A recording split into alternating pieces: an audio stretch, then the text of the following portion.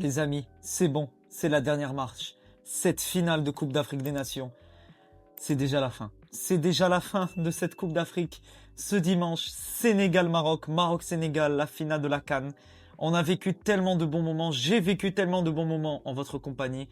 Ça aurait été en tout cas un plaisir de pouvoir vous partager tant de vidéos durant ce mois de Coupe d'Afrique des Nations, des vlogs pour ceux qui n'ont toujours pas vu les vlogs. Ils sont disponibles sur cette chaîne YouTube. J'ai vlogué la demi Nigeria-Maroc avec énormément d'émotions, plein d'autres matchs. J'en ai fait une dizaine au total de vlogs, 9 vlogs il me semble. C'était magnifique. J'ai passé d'excellents moments en votre compagnie. On a vu énormément de bons matchs. Regardez-moi toutes ces affiches qu'on a pu vivre ensemble. Ça aurait été une compétition formidable. Une compétition formidable. Algérie, RDC. On a eu Maroc, le parcours du Maroc, le parcours du Sénégal également, la Côte d'Ivoire avec ce Côte d'Ivoire-Cameroun également au début, qui était un match formidable. Cette équipe du Nigeria qui aura été vraiment redoutable jusqu'au bout. On a vécu une superbe CAN. Et c'est la fin, c'est déjà la fin avec ce Sénégal-Maroc, ce Maroc-Sénégal. Cette finale rêvée. Cette finale que j'avais d'ailleurs pronostiquée au tout début. J'avais pronostiqué un Maroc-Sénégal en finale de la Coupe d'Afrique des Nations. Voici cette affiche. Entre le 11e, plutôt 8e du classement FIFA, ça vient d'être actualisé, le Maroc est 8e, et le 19e. Donc on a tout simplement les deux meilleures équipes d'Afrique actuellement qui vont se rencontrer, qui vont jouer l'un contre l'autre. Les face-à-face, on a très peu joué face au Sénégal, voire pas du tout joué face au Sénégal ces dernières années. Donc voilà, phase finale du championnat d'Afrique des Nations, c'est même pas la Coupe d'Afrique, c'est le CHAN en 2025. Ensuite, au niveau des matchs amicaux, ça date de 2020, une victoire 3-1 du Maroc. Alors, je ne sais pas, on avait quoi comme équipe, voilà. C'était toujours certains joueurs qu'on connaissait. Voilà, on avait battu le Sénégal 3-1, mais c'est même pas le Sénégal de maintenant, ça n'a rien à voir avec le Sénégal maintenant et le Maroc de maintenant. On va commencer par, évidemment, ma sélection. Le Maroc, il est là le maillot, les amis. Il est là le maillot, on est tous ici. On va supporter le Maroc, on est tous derrière vous. Ça va être formidable. J'ai été là des huitièmes de finale jusqu'aux demi-finales au stade. Maintenant, je serai normalement chez moi pour voir la finale parce que je n'ai pas eu de billet. Mais ça aurait été un pur plaisir, ce parcours qui aura été formidable. Qui était vraiment pas facile au tout début. On a joué des équipes très compliquées par la suite. On a eu vraiment une équipe du Maroc qui montait en puissance. Victoire 2-0 face aux Comores, un partout face au Mali. On a eu vraiment une pluie de critiques sur Walid Regragui. Et je vais vous dire en toute honnêteté, on est vraiment débile. Voilà, je vais le dire honnêtement. Honte à nous. Honte à nous d'avoir critiqué ce coach qui était tellement sûr de lui. Ça paraissait peut-être suspect, dans le sens où il était sûr de lui. Peut-être qu'il savait. Il savait qu'il pouvait emmener cette équipe jusqu'au bout. Il l'est actuellement à 90 minutes, voire 120 minutes d'un titre de champion d'Afrique. C'est fou. Il nous a amené une demi-finale de Coupe du Monde. Pourquoi pas une Coupe du Monde un jour, Inch'Allah. Une finale de CAN pour l'instant, on espère la gagner, mais ce type est formidable. Ce qu'il nous a apporté, c'est formidable. Le parcours du Maroc aura été remarquable, cette victoire sans problème face à la Zambie. Et petit à petit, tu as eu cette montée en puissance. Ce match face à la Tanzanie où c'était très compliqué. Très très compliqué. Face à un bloc bas. Et c'est à partir du match face au Cameroun que j'ai senti une équipe du Maroc qui montait en puissance. Cette victoire face au Cameroun, les gars, c'est vraiment le Maroc qu'on voulait voir. C'est le Maroc qui s'était transformé, transcendé. Avec cette victoire 2-0, une vraie victoire bien méritée, statistiquement, une domination totale de l'équipe nationale. Et à ce match face au Nigeria, où je vois certains commencer à chialer comme quoi c'était pas mérité. Regardez, 16 tirs, 5 tirs cadrés, le Nigeria c'est 2 tirs, 1 tir cadré. Pour réduire le Nigeria, qui est une équipe qui de base est redoutable, qui a fait un parcours de Coupe d'Afrique des Nations remarquable, avec énormément de buts, qui jouera l'Égypte d'ailleurs demain. Je serai au stade, mais il n'y aura pas de vlog parce que ça va être compliqué et parce que j'ai envie de profiter de ce dernier match sans vlogger. Donc voilà, quand tu vois le match face à l'Algérie, statistiquement, tu as une équipe qui faisait 13 tirs, 5 tirs cadrés et l'Algérie qui n'arrivait pas à tirer. Ils ont joué le Maroc, c'est 2 tirs cadrés, quoi. Même les tirs, ils sont achetés. Faut à un moment arrêter de dire des conneries. Donc voilà. Voilà pour ce match qui aura été vraiment un top match, maîtrisé de la tête aux pieds de la part du Maroc. Certes, il y a eu quelques occasions du Nigeria, mais le Maroc a maîtrisé au milieu. On a vraiment maîtrisé Iwobi, l'attaque Osimhen, Lokman, elle aura été maîtrisée du début jusqu'à la fin. Et ça nous amène à cette qualification en finale face au Sénégal. Un Sénégal qui avance dans la compétition petit à petit en ayant battu l'Égypte en demi-finale. Grosse victoire du Sénégal. C'est le match pour moi, référence du tournoi de cette équipe sénégalaise. Statistiquement, 12 tirs, 4 tirs cadrés, mais on a une équipe qui est vraiment, tu la sens, elle peut ne pas mettre énormément de pression, mettre beaucoup de force pour gagner ce genre de match. Il le gagne au mental, à l'expérience. Il faut rappeler que le Sénégal, c'est sur les 4 dernières éditions, y compris celle-là, c'est 3 finales de Coupe d'Afrique. Contre l'Algérie, contre l'Égypte et maintenant contre le Maroc. Ils ont joué décidément tous les pays d'Afrique du Nord, pratiquement. Hormis la Tunisie. Donc voilà, tu as une équipe emmenée par un Sadio Mané extraordinaire qui porte son équipe offensivement, défensivement, surtout les retours défensifs. Iliman Ndiaye qui devient petit à petit le patron de cette sélection en attaque, qui pourra succéder à Sadio Mané. Tu as ce milieu avec les deux gays et Diarra qui d'ailleurs sera suspendu avec Koulibaly. D'ailleurs une règle de suspension due au carton jaune en demi-finale, pour moi c'est n'importe quoi de laisser les cartons jaunes pour la finale. Normalement, comme la Ligue des Champions, tout doit être remis à zéro. Donc tu as une excellente équipe du Sénégal, excellent effectif et très beau parcours, très beau parcours. Je vais partir sur mes slides que je vous ai préparés. Ils sont là.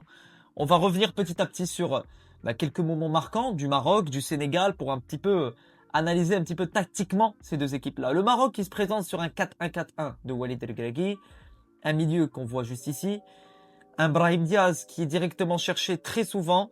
Tu as Zelzouli qui fait souvent la différence sur son côté, qui fait un tournoi exceptionnel. Zelzouli.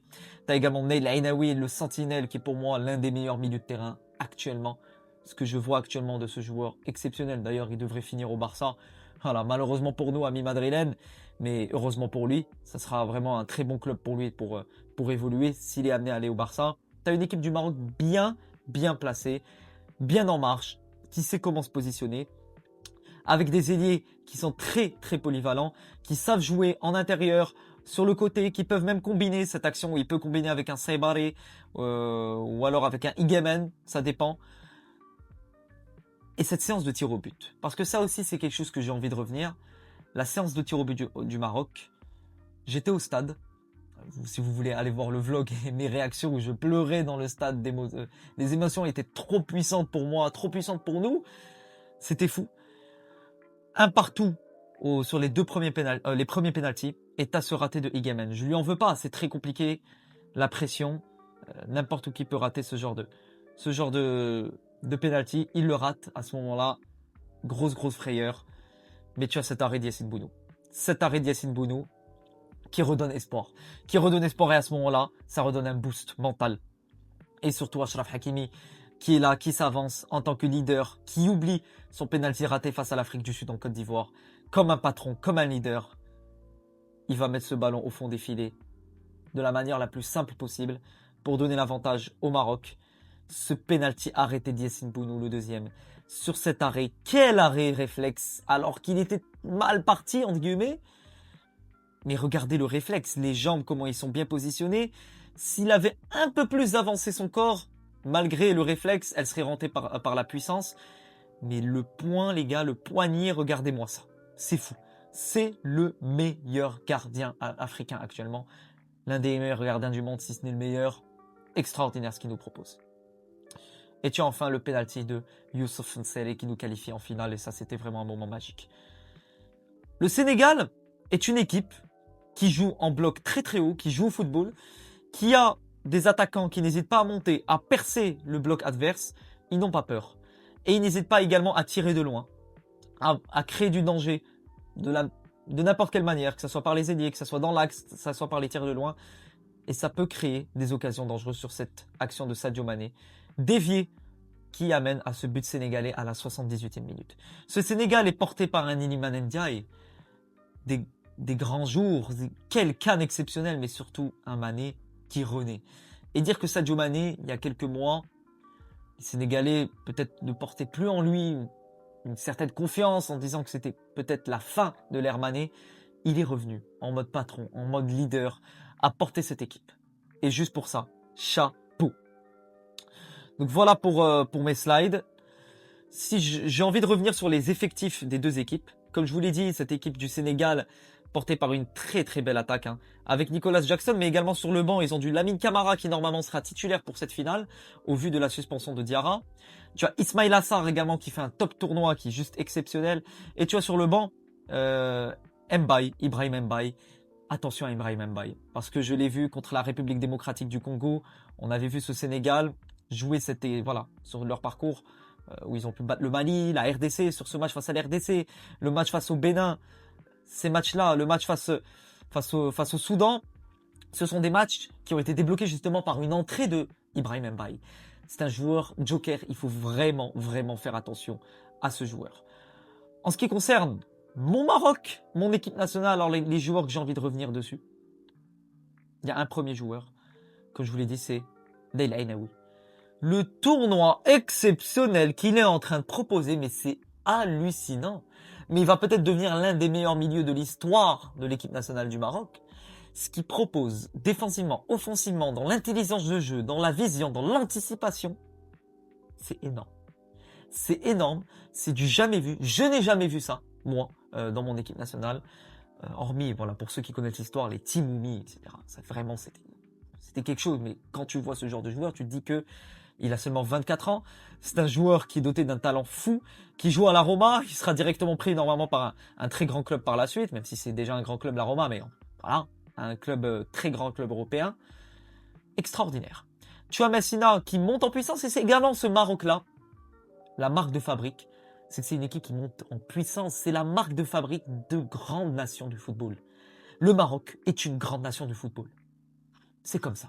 C'est une grande nation du football. Ça va être une nation qui, sur les prochaines années, les prochaines Coupes du Monde, pourra même postuler à un titre de champion du monde. Et je n'aime pas ça parce que c'est mon pays, parce que c'est la vérité, parce que ça travaille très bien. Quand je vous disais que les catégories U20, U17, des Jeux Olympiques, l'équipe A', l'équipe A maintenant, l'équipe locale, toutes ces équipes-là gagnent, réussissent.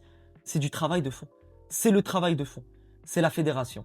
C'est le roi, Sinna Lainsro, qui a vraiment posé un plan sur ces dernières années qui fonctionne et c'est magnifique. C'est très très beau et c'est un plan qui continuera sur les années futures parce qu'il y a de très grandes ambitions, une très très belle vision du football pour les années futures. Tu as également la CAN de Zelzouli, la CAN de Brahim Diaz. On a vraiment deux ailiers de top niveau, mais également sur le banc. Tu peux faire rentrer du Igemen, tu peux faire rentrer du Erroumes, tu peux faire rentrer du Bensrer. Tu as également des jeunes qui n'ont toujours pas joué, comme Aïd Boudlel. Ils vont prendre de l'expérience. Anas Salah Din, qui a perdu sa place face à Mazraoui, qui fait un tournoi extraordinaire. Nusayr Mazraoui. Hakimi, qui est revenu de blessure, et on dirait qu'il n'est jamais revenu de blessure. On dirait qu'il a toujours été à ce niveau-là. Quelle adaptation. C'est vraiment très très fou, et tabarakallah, c'est magnifique. Et tu as également du renfort sur le banc. Rahimi, Talbi, Chibi, t'as de bons joueurs. Tu peux faire rentrer des joueurs en cas de difficulté jusqu'à avoir étouffé cette équipe du Nigeria et du Cameroun. Donc voilà pour mon analyse concernant ces deux équipes-là. Maintenant, je vais passer à mon pronostic. Mon prono pour cette finale. C'est mon équipe nationale qui joue, mesdames et messieurs. Désolé, amis sénégalais, c'est mon équipe nationale qui joue. Évidemment que ça va être une finale extraordinaire, ça va être une finale de frères, ça va être une finale inédite surtout. On n'a jamais eu de Sénégal-Maroc, de Maroc-Sénégal en finale de Coupe d'Afrique des Nations. Finale inédite au stade Prince Moulay Abdallah. Normalement sous la pluie. Voilà, j'ai vu la météo.